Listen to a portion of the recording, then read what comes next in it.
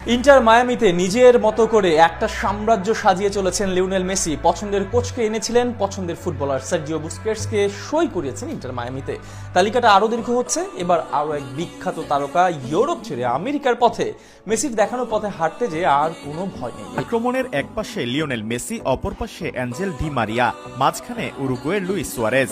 না, এটা ইউরোপের কোনো বড় দলের হাই ভোল্টেজ অ্যাটাক নয়। এমন অ্যাটাক নিয়ে আগামী সিজনে মাঠে নামতে যাচ্ছে ইন্টার মায়ামি।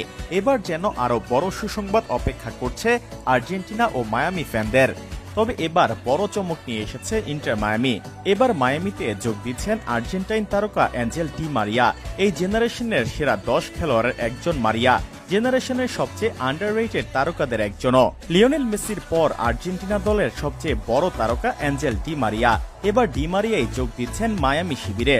বিভিন্ন ইউরোপিয়ান গণমাধ্যম হতে মারিয়ার সাথে যোগাযোগ শুরু করেছে ইন্টার মায়ামি।